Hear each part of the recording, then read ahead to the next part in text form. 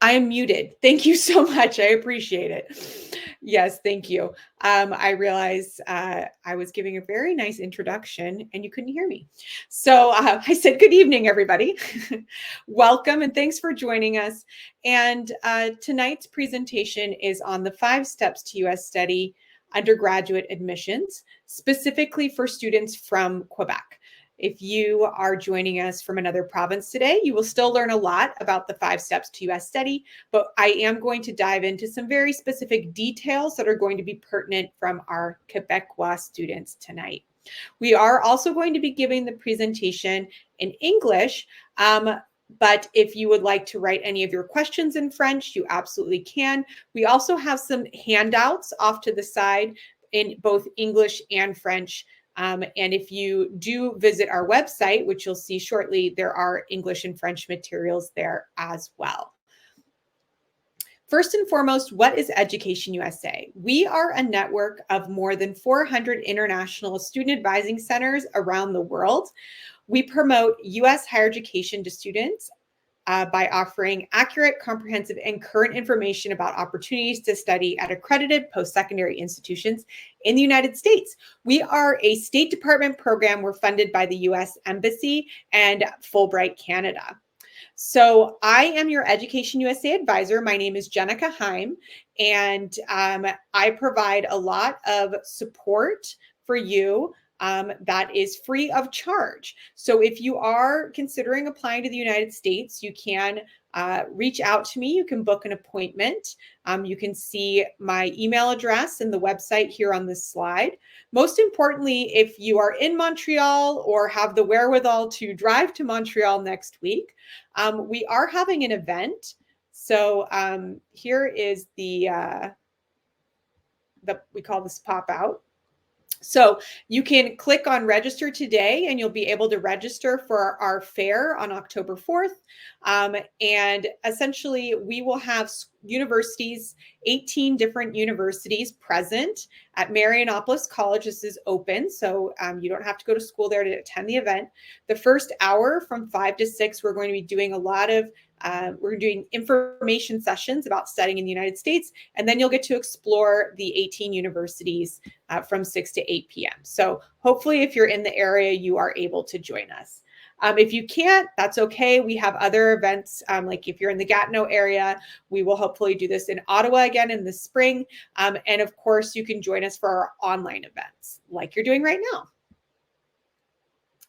So let's jump into the material. Today's presentation on the 5 steps to U.S. study. So we will go over what those steps are. But before we do, I always like to just kind of review, why do Canadian students consider studying in the United States? And after working in this job for many years, here's some of the top reasons I find. And maybe this is one of the reasons you're interested in studying in the States. The reputation of highly selective universities in the US, the competitive athletics, the number of study options available. There's more than 4,700 study options in the United States. There are so many different types of specialized programs and institutions. So we have public and private universities. We have women's only colleges. We have historically Black colleges and universities. There are tech institutes, large public schools, small private schools. So it really runs the gamut, and it means that there's a good fit institution for everyone who's considering studying in the States. We also have community colleges, which are a great stepping stone, 2-year institutions as a stepping stone into a university. Of course, if your first language is not English, it's a great way to really integrate into English-speaking culture and universities. And lastly, just generally people are interested in the benefits of studying abroad, because you could go to an English-speaking university down the street, but it wouldn't get you out of your comfort zone as much as if you study abroad and learn a new culture as well. Canada is the 4th largest sender of students to the United States. A lot of Canadians study in the US. More than 27,000 Canadians are studying, were studying in the States last year. And in November, we'll find out how many how many were in the 2022-23 academic year. Many of those are undergraduates. So an undergraduate student, if you've completed high school and maybe you're in cégep, your next step would be a bachelor's degree. A bachelor's degree is an undergraduate degree. Also, if you're considering an associate's degree at a 2-year college, that is also considered an undergraduate degree. Many of the students also stay and use their optional practical training, OPT. Optional practical training is a way that you can continue to work in the US after you complete your studies. You can stay for 1 year and train in your field. And if you're in a STEM field, science, technology, engineering, math, then you can stay for up to 3 years and train in your field.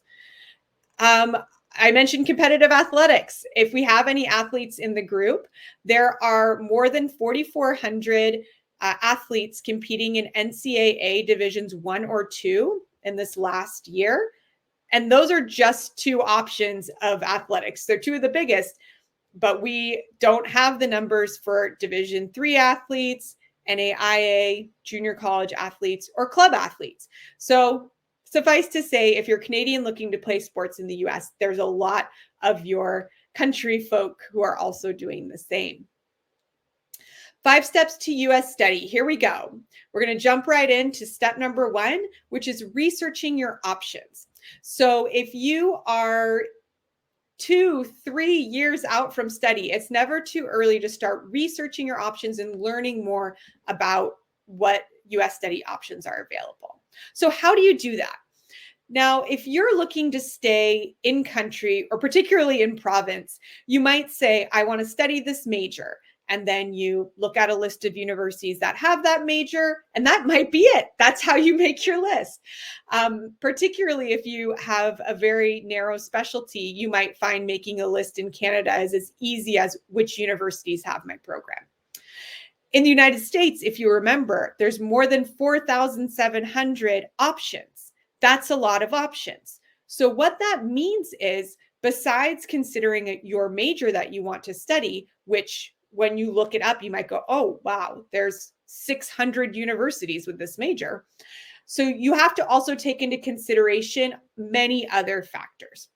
So what could that be? First of all, what's your academic profile? How competitive are you academically? So what would be a good fit for you and the types of grades you're getting, the test scores you have, and beyond that, what types of activities and achievements have you contributed? Beyond the major itself, what study options are available? Are you more interested in a liberal arts approach or maybe a more hands-on technical degree? What location interests you? Is there a certain state or region you have in mind? Would you like to be in a bigger city, somewhere suburban, or are you excited to be somewhere a little more off the beaten track? What size of campus interests you? Are you interested in a large public university with big class sizes and a lot going on? Or are you interested in a smaller school with tight-knit classes in a community where most people know each other? We've already kind of dabbled in types of institutions. So just to repeat, there's public, there's private. There's large institutions, there's smaller liberal arts colleges, there's gender only institutions, and there's special mission institutions, which also includes religiously based institutions. So there's really something for everyone. If you need financial aid, you need to take that into consideration during your search. We'll talk more about that in step 2. A little preview of what step 2 is. And then campus life and nearby activities. So I know this one seems like hard to think about integrating into your planning, but it does help you narrow things down. If you're somebody, for example, who really wants to study engineering and also wants to be able to go skiing on the weekends, well, you can narrow down your search to places that are close to great places to ski and also have excellent engineering programs. And that will actually help you have a manageable list of schools and will make you excited to live in the place for 4 years where you can continue to do some of the activities that you enjoy doing. Of course, you should prioritize each factor that you want out of your university experience. So things like major and cost might be high priority, while the skiing on the weekends might be a lower priority. So once you start determining what these important priorities are for you, you can start searching using my favorite resource, the collegeboard.org. So collegeboard.org has a feature called Big Future, where you can search for different universities using a lot of the factors that we just mentioned.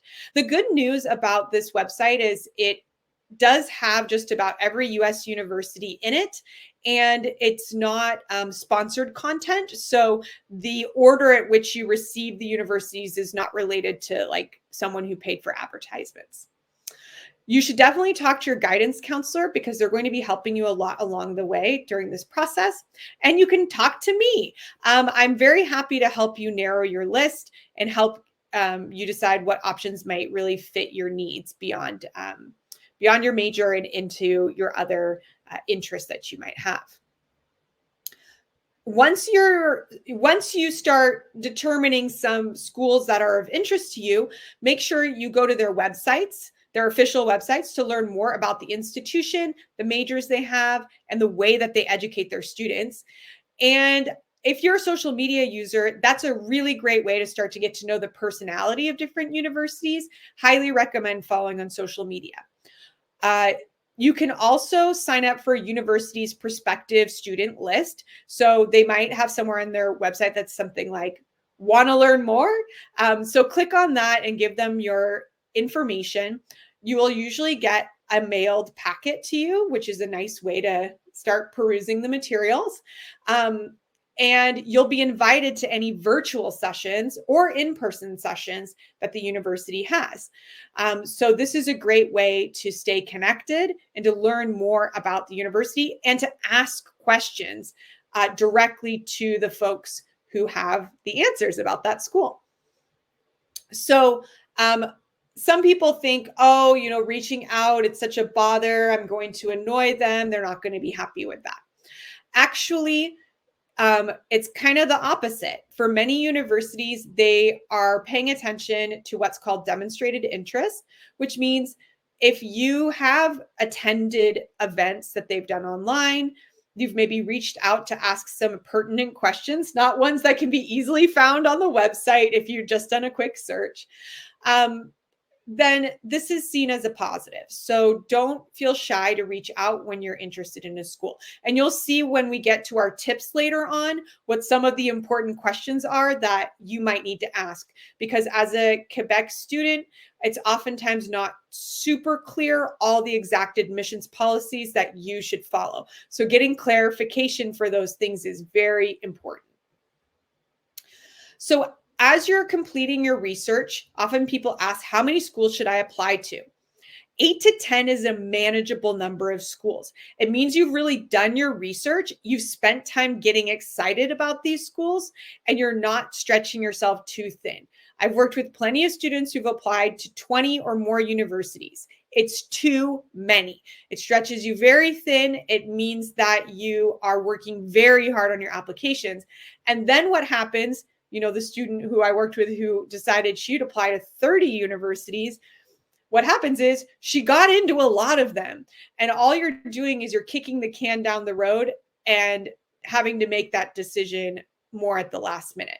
So do start cultivating a list that makes sense earlier on and cutting out schools that you're maybe just a little less interested in and, don't spend the time on it. The majority of the schools should be in what's called that target zone. So these are schools that are a fairly close match to your academic profile.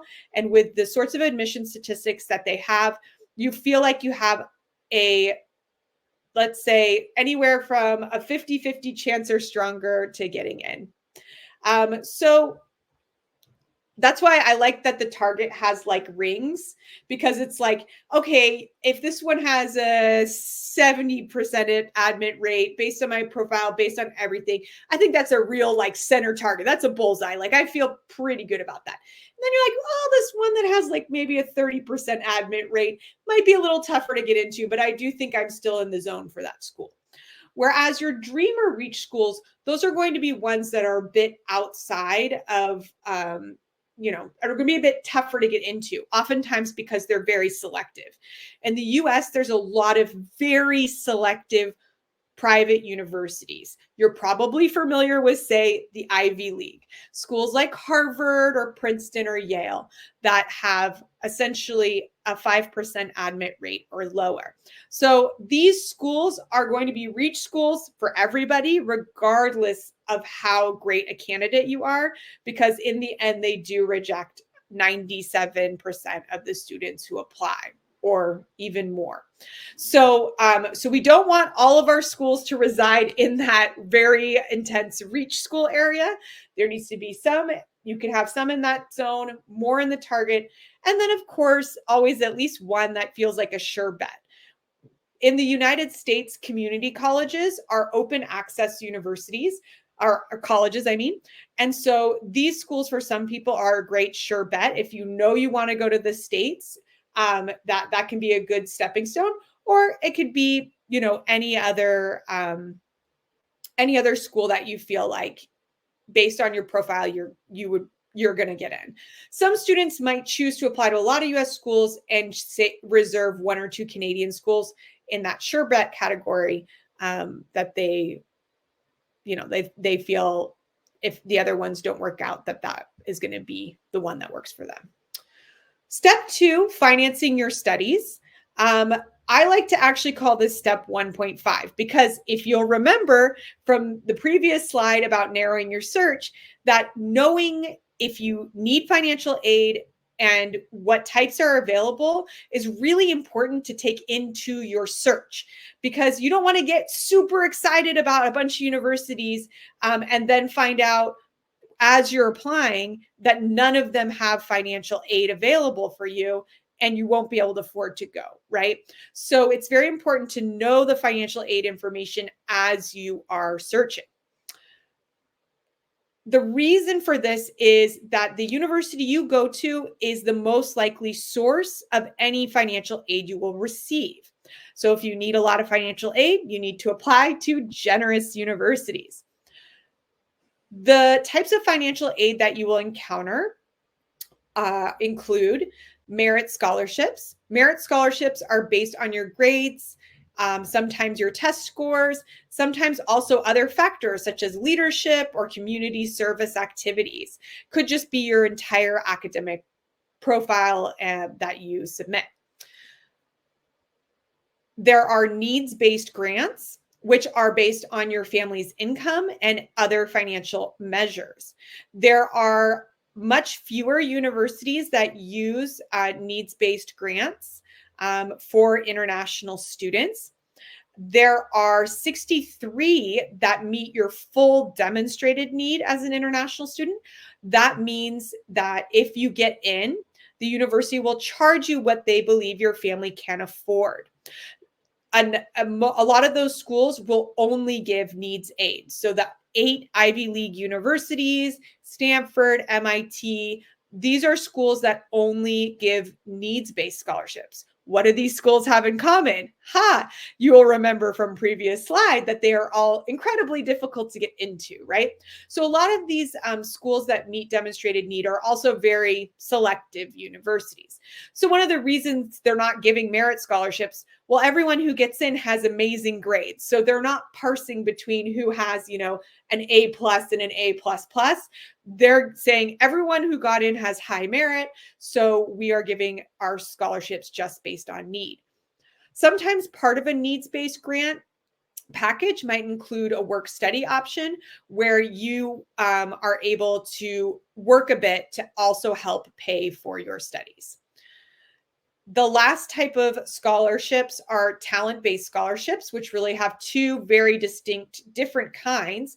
There's athletic scholarships, and we'll talk a little bit about that in an upcoming slide, as well as arts scholarships. So if you are a performing artist, dance, music, theater, or a fine artist, you can, if you're going to apply typically for a bachelor's of fine arts, then you would have an audition or a portfolio. And through those, you can essentially get more scholarship dollars. Now, that's if you're pursuing those things. At some universities, they might give aid related to that as a hobby, but not usually. It's usually if you're actually going into the arts-based programs.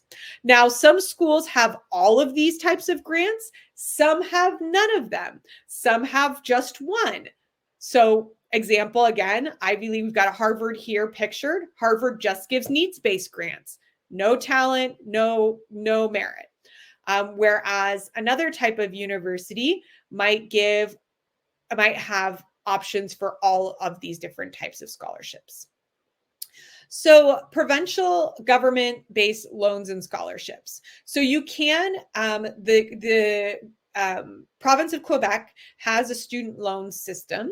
So once you are accepted to a U.S. university, you can apply for the loans through your government.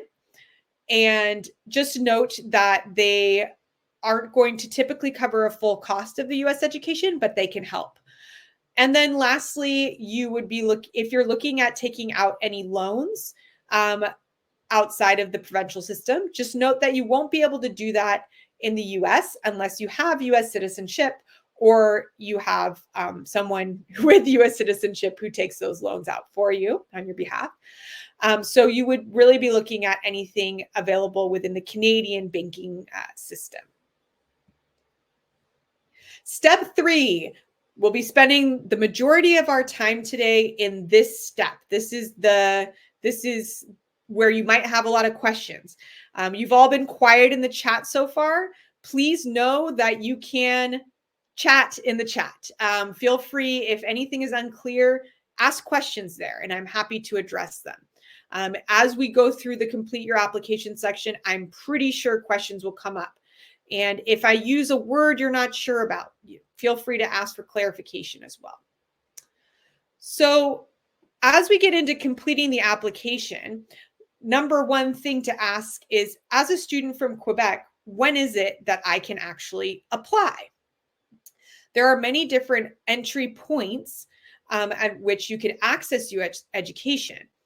And so here is, none of this is going to be hard and fast as far as the rules are concerned, but I can give you generalizations. So remember when I said to ask questions to U.S. admissions officers? One question is, if you are earlier on in your career as a student, is asking if you are eligible to apply. So if you have graduated high school or you're about to graduate high school and you would like to apply to go to the States, just note that many universities won't accept you at this point because you are not eligible to go directly into university studies in your home province. They also might want you to have somewhat of a grade 12 equivalent. However, I have encountered universities that have taken students right out of high school in Quebec. So it's not unheard of. If it's of interest to you, it can happen. And it can be found. I know of at least 3 different universities where students have been offered a chance to study there or have gone and studied right after high school. So not impossible, just not as easy to do. And usually you're looking at less selective universities. Most community colleges that I've spoken to will accept you. So a community college is really similar to a cégep in that it has pre-academic programs. At community college, they're called associate's degree for transfer. So essentially you can do 2 years at a community college and then you can transfer to a university and finish your last 2 years. You'll still graduate in 4 years. So if you're itching to get down to school in the States, community college could be for you. If you take a grade 12 program in Quebec, all universities and colleges will accept you as you complete your grade 12. You've completed the program, so you're done with your diploma, and you have the requisite 12 years to study in the States, you're eligible to study in your province. So if you do a grade 12, you can apply to any school in the US, no problem. If you start CEGEP and you're in your first year and you want to apply to the States, some will accept this. Some will count that first year of CEGEP like a grade 12, and they'll be okay with you essentially dropping out of CEGEP and not finishing. Whereas some schools might want you to finish your degree. Once you've started it, they might say, no, we would really prefer that you complete it. So just note that not every school will take you if you have a first year of CEGEP, but you do not complete, or will not see you as a desirable candidate because you didn't complete your deck. If you complete your CEGEP, you're good to go for any university in the United States. And particularly if you're looking at very academically competitive universities, this is a great route to go because you've completed your full degree, your full diploma, and you have higher education than most students coming out of high school. And so you're much more academically competitive coming out of your CEGEP years, and definitely very prepared. So if you're angling for a very competitive school, I do recommend completing your CEGEP. Like I said, you could also complete a grade 12. So those are the two ways to know that you'll be eligible for any university in front of you. If you're going as a high school grad or just with 1 year of CEGEP, you might have fewer options in front of you. So what are the requirements to apply? In the United States, you will find that the application process has a lot more to it than in Canada. When you apply to a US university, you apply into their undergraduate pool of applicants. You don't have to apply into a direct major of study. So you're not sending like multiple applications within the same university. You just complete one application and pay one fee for that school. Many universities use the common application, more than 1,000 actually. So you will find that you will probably end up filling out this application. So you can go to commonapp.org no matter what grade you're in and explore that website and learn more about the application process. But there are many schools that do not use this application. The University of California schools, MIT, Georgetown, and many of the schools in Texas have their own applications, among other universities. So just be aware as you're making your list that you can't simply go to the Common App and have it take care of every single school you will apply to. Remember, more than 4,700 universities and colleges in the States, about 1,000 using the Common App. So you can do the math. Your application fees will range anywhere from around $30 to $95 US, but some schools have free applications. And remember before when I told you about signing up for those webinars or going to events where you can meet an admissions officer in person? Sometimes those folks will give you a fee waiver if you apply to the university because you attended one of their events. In those cases, you use the fee waiver code, and now you don't have to pay to apply to the university. So there are ways in the States to not have to apply. Not have to pay to apply.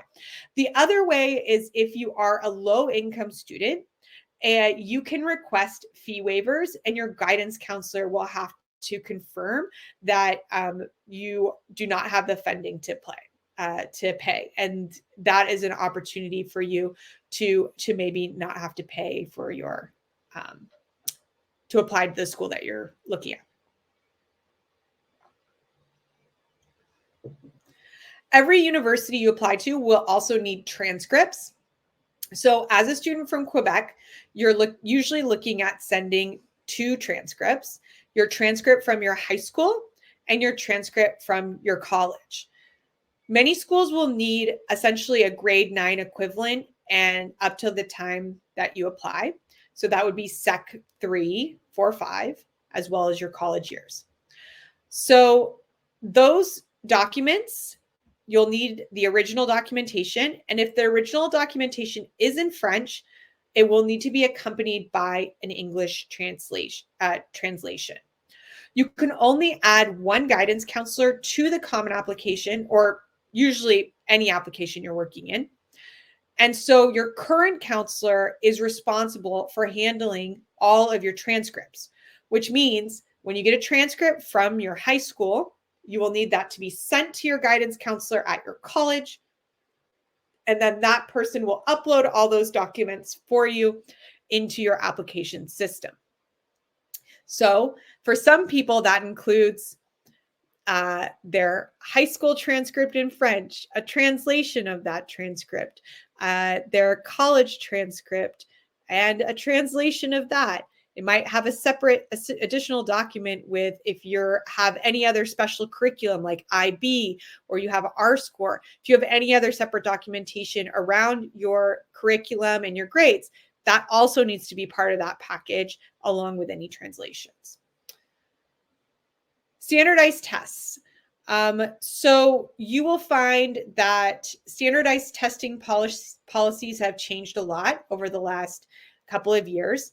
Since COVID, about 2/3 of US universities are now what is called test optional. That means that you do not have to submit an SAT or ACT score if you do not want to.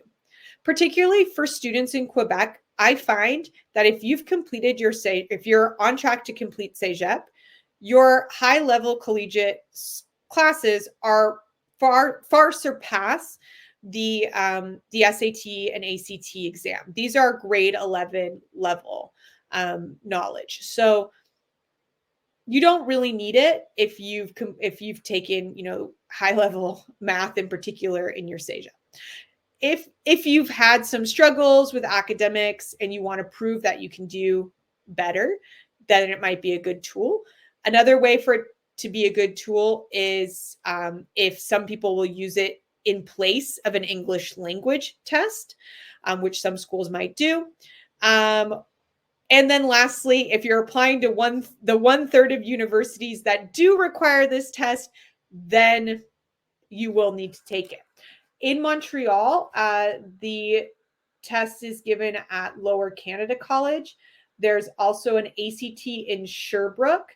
And if you live in Gatineau, you can come on over to Ottawa to Ashbury College. So there are a few options across the province. If you live in Quebec City at this point, Sherbrooke would be your closest option. So if you want to learn more about the SAT, you can go to collegeboard.org and the ACT at act.org. And if you want to learn what schools have test optional policies, you can check out fairtest.org. We just had a question come in. Can sending in SAT scores help you in getting merit scholarships? Great question. For some universities, it does help. And so this is one of those questions that when you reach out to a school that you can ask, because it's not always clear on the websites of each university. Even if they're a test optional university for admissions, they might use test scores to help with scholarshiping. So if you are applying to a school with that sort of policy, then it can help you. Okay. So we have a lot of questions coming in asking for clarification. So I'm going to go ahead and address those. So we're going back to transcript information. So how do we send our transcripts? The transcripts for most universities need to be sent by your current guidance counselor. So your counselor is the keeper of official records. So if any university needs an official transcript, that has to come from your school. So your academic advisor or your guidance counselor. If a university allows you to apply with unofficial transcripts, then you would be able to submit that information yourself. And then the official transcripts would come from your counselor once you've gotten in. So no matter what, your counselor will need to help at some point. Will universities strongly consider my grades earned in high school or mainly Cégep? They're going to consider all of them. So in the US, they really look at your full academic profile. Whatever your latest completed year is always going to be your most important year, because it has your full grades and courses that you most recently took. So it's most reflective of where you're at now. But like if you're going into your second year of CEGEP, let's say you got really great grades in high school. Yeah, that's going to matter that you did well in high school. Maybe you had a little bit of a harder time getting into your first year of CEGEP. You can talk about why that is, or, what struggles you had, and reflect back on your academic strengths in high school too. So it allows the universities to learn a little more about who you are and what your academic journey is. And so someone's asking if you're planning to apply after a bachelor's degree, so that would be a graduate degree, does the application change in any way? Absolutely. For graduate degrees, you don't take SATs or ACTs. There's a different test called the GRE exam. It's a higher level that you would take, and it depends on what kind of graduate degree you're looking at. As we get on to the next page, all the information for those academic pieces are going to be only pertinent to bachelor level degrees, not to graduate level degrees. And after this presentation is over, you will all get a copy of the recording. So don't worry, if you miss some of this information, you'll be able to rewind it, go back, and get anything that you missed. Is the translation of transcripts completed by our schools, or do we do it by ourselves or a company? I'm actually going to address that question on an upcoming slide. So just hold on to that, and I will help you on that one soon. The second type of test that you will encounter is the English language proficiency exam. The top two options to take for English language proficiency are the TOEFL or the IELTS. But Duolingo also has an English language proficiency exam, which is a little less expensive. So $80 versus the other ones are closer to $300 or $350, I believe.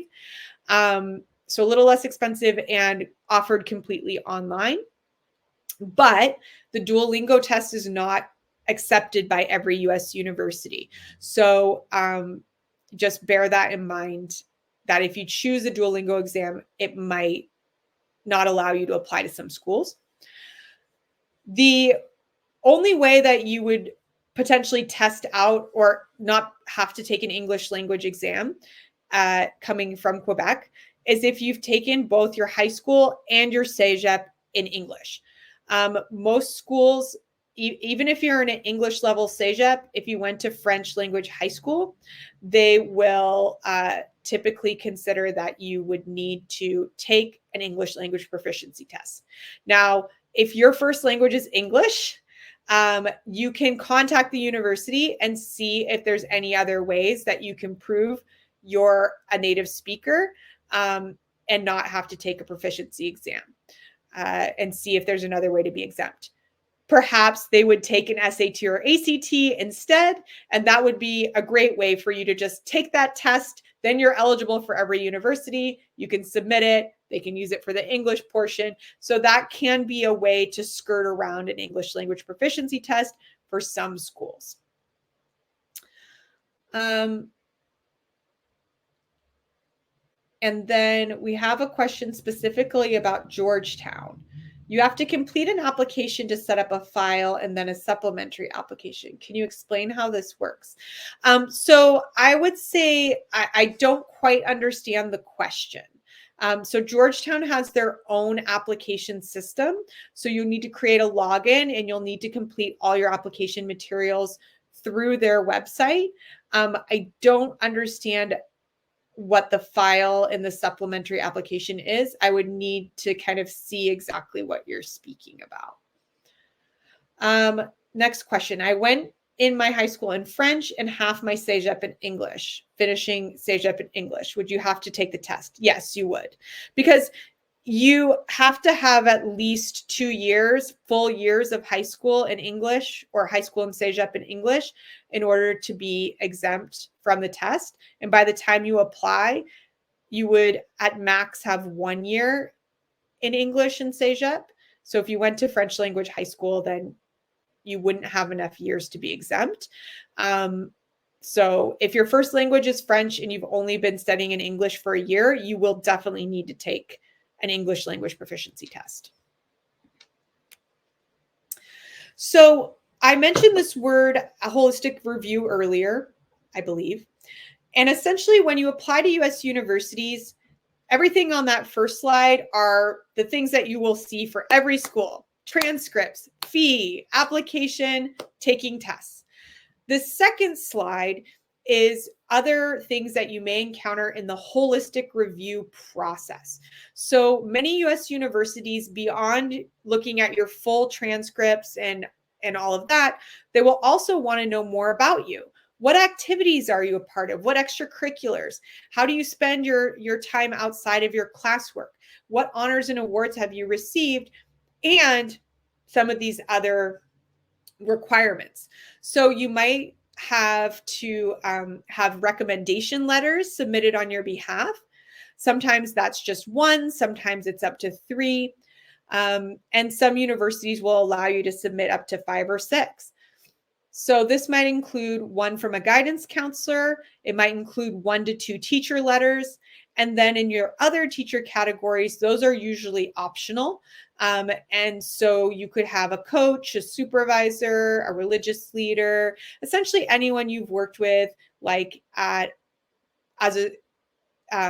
like if you have a job or community service activity, anywhere where you have maybe a mentor of some kind. Those are the types of people who can also write a letter on your behalf. The essays and the writing supplements. So in the common application, there's a personal essay that is up to 650 words where you write about something that's significant to you. There's a number of prompts that you can address, that you can choose to address. One of them is about a time you overcame a challenge. Another is about, tell us about a time of personal growth. Another one is, tell us about a special talent you have. So it's really just a reflection and an opportunity to talk a bit about who you are and let the universities hear your voice in your application. Universities may also have additional supplements that they want you to complete. Things like, why do you want to go to this university? What will you contribute to our community? What are some words that describe you? What is the name of your food truck? Which was a real question on a real application. So the questions will range from the practical to sometimes the somewhat silly, all with the opportunity, the idea that they're trying to get to know you better. You might also encounter things like interviews, resumes, abstracts, portfolios, or graded papers, sometimes even a video, to name a few. Now, it is rare that everything listed here would be a requirement for one university. That would be a lot of things. I'm just trying to give you a sense of what you may encounter during the process, and each school selects kind of a different approach as far as how many letters they want. Could be 0, could be 3. How many essays they want, could be 0, could be 10, and how many other things are required or optional for you to include. So I've got another question coming through here. My child goes to a German school that gives the German diploma. Is that accepted in the USA, or is it better to transfer her into another school? So the thing about US admissions, international admissions, is they review curriculum from all over the world. So as you mentioned, it is an international German school, which means that they are working off an international German curriculum. So any US university that receives that information will be able to assess that alongside other students who use the international German curriculum. Just as if you're a student who goes to a lycée and you're using the international French diploma, then that's also something that U.S. universities are able to review and understand. And it's most important that your guidance counselor gives information about the curriculum of the school that your daughter's attending. So this is absolutely, you can finish German school and still apply down to the US. And so if you are an athlete, you do need to complete the same application as any other student. So once you've been recruited by a coach, you are not in the university. Even if you're a division, let's say you're a D1 recruit and the coach says, you might be signing the national letter of intent that essentially can only be offered if you are going to go to that school. But you still need to submit your application and actually be admitted to the university. So yes, if there's a requirement to write an essay, you've got to write the essay. When is the right time to do an interview? So after you apply, if the school offers interviews, then that's when you would be able to schedule. So for example, let's say you apply early action somewhere for November 1st, and it's a school that has an interviewing process. Oftentimes the interviews are optional just because of resources. It's very hard to interview a lot of students. And so you might find that some universities make their interviews optional because they simply can't interview everybody. And that might be an alumni interview. So what'll happen is if you opt into the interview, the alumni who's assigned to you will reach out and will initiate the scheduling with you. And so that's how the interview scheduling goes. Now, that's one type of interview. If you are applying to a school that has interviews conducted by admissions officers, then if you're able to go do a campus tour, for example, that's a great time to schedule an interview. So there's plenty of colleges that will interview throughout the year if you go down and visit. So that's another option. Again, depends on the school. Not everybody does that. So just to make sure, each university requires a specific essay based on the question provided. Not necessarily. Some universities don't need any essay responses. Some might require the personal essay, the one that goes up to 650 words. So that's the main Common App essay, as it's called. So some will just require that essay. And then some will include additional supplements on top of that. So supplemental essays are university specific. Why do you want to go to this school? Why do you want to study this major at this university? Those kinds of questions. Thank you so much for all the questions that are coming in. These are great questions. So as a student from Quebec, what are some other things you need to know? Translation, this was brought up earlier. So any document that's in French, like a transcript or a recommendation letter, needs to be submitted as an original with a translation. The cheapest way to have this translated is if your English teacher at your high school or your cégep will do this translation for you. If your English teacher does the translation, it needs to be accompanied with a letter on letterhead from the school that says, I, blah, blah, blah, English teacher, translated this and certify that it's, to the best of my ability. So that is allowed. So that's a free way to do it, but it does involve labor from your English teacher and, requirement that they are able to support you on this. If you don't have a person who can do this for you, you will need to hire somebody to provide an official translation. Official translation can get pricey. They charge per word. And for most documents, you're looking at around $100 a page, but it depends on how many words are on the page. So for example, if your transcripts are 10 pages, that can add up really quickly. So being able to work with someone at your school, if it's possible, is obviously the least expensive way to get that accomplished. Another tip is around your school system and curriculum. Your guidance counselor is the person who should be submitting information about the Quebec school system. They are where they submit their transcripts. They also submit what's called a school report. And this is where they talk a little bit about your school and your curriculum. So your counselor should be submitting that information on your behalf. If you have an R score, they should be submitting the R score and information about what the R score is. So essentially, any details about the curriculum at your school, your counselor is responsible for making that clear on your behalf, so that when the admissions officer receives your information, they are able to accurately interpret it.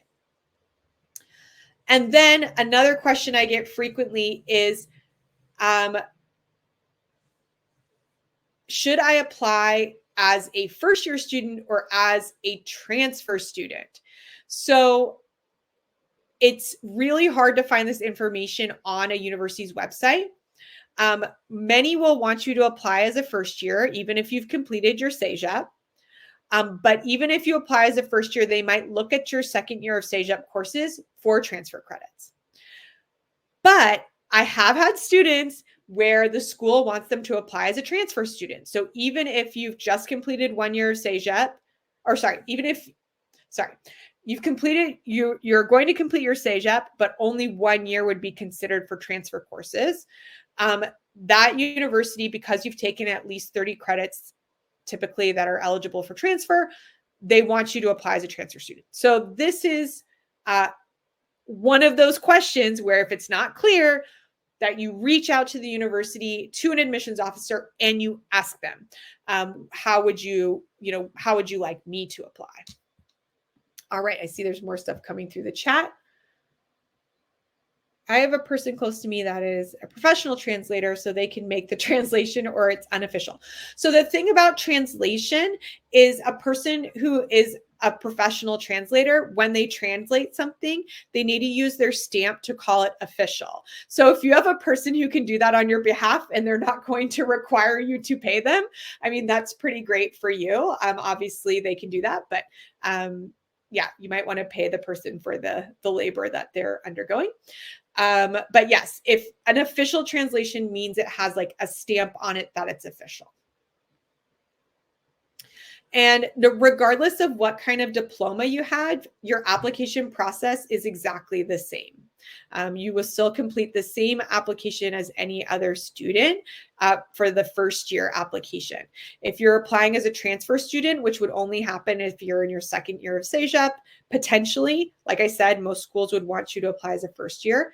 But if they want you to apply as a transfer student, that is a separate application process.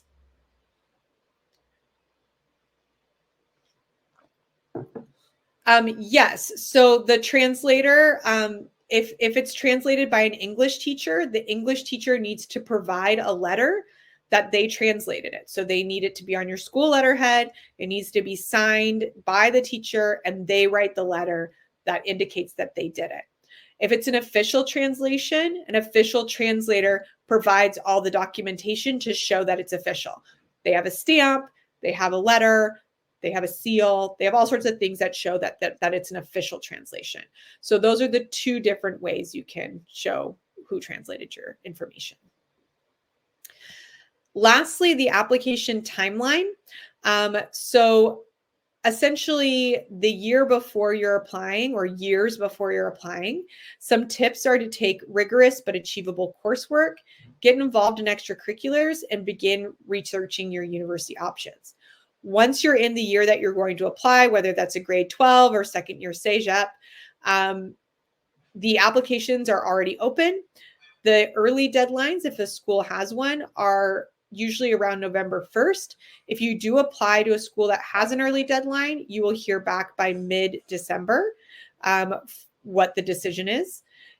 Any school that has where you're applying for their regular deadlines range quite a bit in the United States. The most common one is around January 1st, but there are regular deadlines in November. So bear that in mind. Don't assume all regular deadlines are in the new year. And in a regular deadline cycle, you will hear back by the end of March or early April. And then U.S. universities want you to make your decision by May 1st. We are going to fly through steps 4 and 5. Canadian citizens do not need to apply for a visa to study in the United States. You'll receive the same document as all other students. It's called the I-20, and you'll take that and your Canadian passport with you over the border when you enter. So this part of the process is actually quite fast. And before you depart, you can also join one of our pre-departure sessions that happen each June. So we're here from step 1 through step 5, supporting you along the way. If you are an athlete, which I know there's at least one in here because we had a question about athletes, there are a number of leagues in the US that have scholarships. So the NCAA Division 1 and 2 are the biggest ones that you're probably familiar with, but there's also the NAIA, and if you're looking at community college, NJCAA. So these are all the scholarship divisions.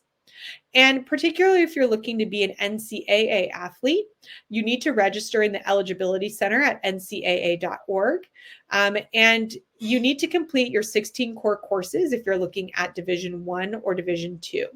You need at least a 2.3 out of 4 grade point average in those core courses. And to be recruited to a team, you need to be proactive and reach out to the university coaches directly. You can do that through email by providing them information about your athleticism and the accomplishments you've had, as well as usually a video to support that. If you have any questions about the athletic process, please feel free to reach out. I'm happy to help you further. We did take a full hour. You guys had really, really great questions along the way. So if you have more, please reach out. If you haven't yet, do sign up to see us at the fair on October 4th, 5 to 8 p.m. happening in Montreal. And also, if you are an Instagram user, I would say follow us there. That's definitely our top place where I do a lot of posting about the admissions process. Every Tuesday, we do a tip to help you with studying in the States and your questions there. So thank you so much for joining us today. I'm happy to take a couple more questions before we wrap up. So the question that just came in, the early deadlines and early or late October. So early deadlines are typically on November 1st. So if you're applying somewhere early, you need to get your materials in by November 1st. They will be reviewed throughout the month of November, and you will get a decision from the university by mid-December. That decision will be accepted, declined, or potentially deferred. Deferred means the university will look at your application again in the regular application period. So if you are declined in the early period, you cannot apply again during the regular period. So the Instagram channel, I put out a pop-up for that. So if you go into the handout section, you can find it there. And also on this slide, you can see our handle for Instagram. So go ahead and join us there. As a SageUp student, how do I attain my 4.0 GPA? So if you're an athlete, feel free to send it to me, and I'm happy to create an athletic GPA that is specific to the NCAA. Otherwise, you can use this GPA calculator. Now, just note that's for your own use. That would not be an official GPA. So anything you create with this calculator, do not send that to a university as an official GPA. That's just helpful for you to understand your competitiveness in the process. Is it better to apply during early or regular application periods? So it's best to apply when you're ready to apply. So for example, if this was your first interaction with understanding US admissions and you're just getting started, I would say early is too soon. It's in 1 month, and you should probably plan for regular in order to have enough time to gather all the documents that we said, narrow your search, get a good list of schools, write your essays, have them edited, etc., etc. If you've been working really hard on your applications, they are almost complete, then the early deadline could be a good application period for you. The other thing to note is that some early application cycles are binding cycles. It's what's called early decision.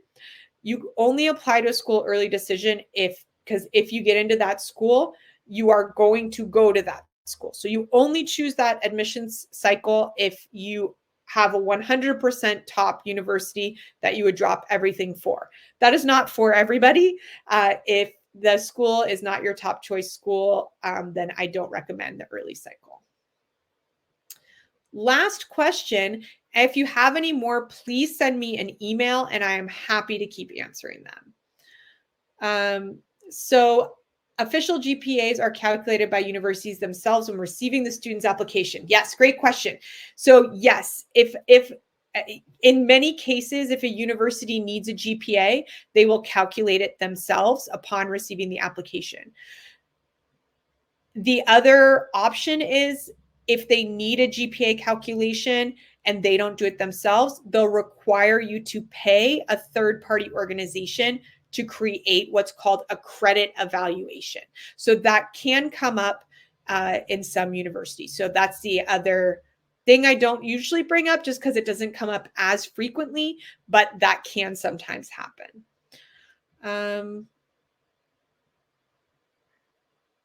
Once in CEGEP, do universities consider the type of program you're in terms of difficulty? Yes, that's up to your guidance counselor to help describe the difficulty of the different programs available at your CEGEP. So that's recommended that your counselor support with that. So yes, that is definitely something that's considered in the guidance materials. Thank you so much for your attendance today. I hope that I get to meet some of you in person at the event next week. Please feel free to stay in touch and continue to ask your questions. I hope everybody has a lovely evening and see you all soon. Bye, everyone.